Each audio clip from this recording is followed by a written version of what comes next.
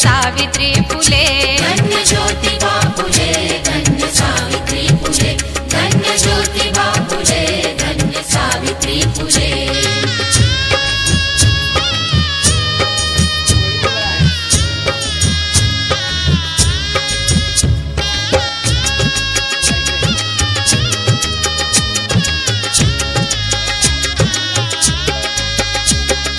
पुणे शहरामध्ये पहिली शाळा ती काढली, शाळा ती काढली, शाळा ती काढली, चातुर्वर्ण विषमता मातीत काढली, मातीत काढली, मातीत काढली, अज्ञानाला ज्ञानाची शिदोरी ती वाढली, शिदोरी ती वाढली, शिदोरी ती वाढली, जातीवाद्यांची झिंड ती काढली, झिंड ती काढली, झिंड ती काढली, अस्पृश्यांना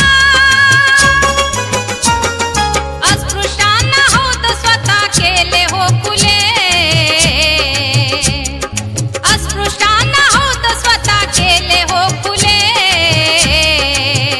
धन्य ज्योतिबा फुले, धन्य सावित्री फुले, धन्य ज्योतिबा फुले, धन्य सावित्री फुले, धन्य ज्योतिबा फुले, धन्य सावित्री फुले, धन्य ज्योतिबा फुले, धन्य सावित्री फुले।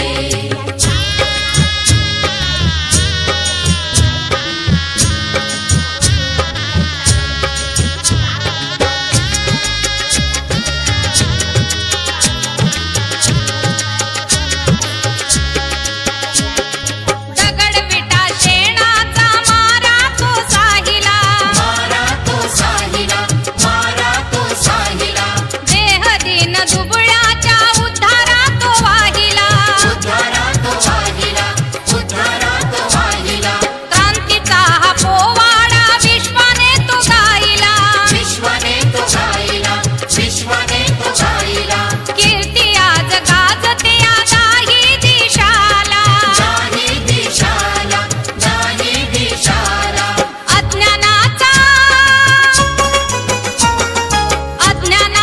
अंधकार दूर दूर पळे,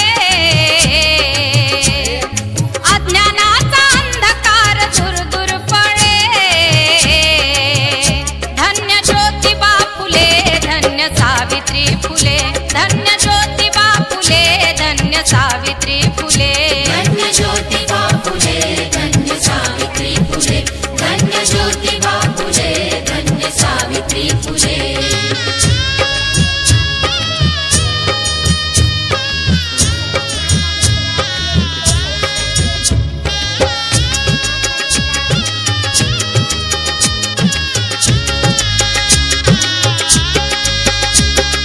ज्योतिबा सावित्री कुणा नाही भ्याले, कुणा नाही भ्याले, कुणा नाही भ्याले, न्याय समता न्याय हक्क मिळवून दिले, मिळवून दिले, मिळवून दिले, बहुजनांचे त्यांनीच भले केले, त्यांनी भले केले, त्यांनी भले केले, अर्ध मेले जीव हे सजीवंत झाले, सजीवंत झाले, सजीवंत झाले, प्रभाकरा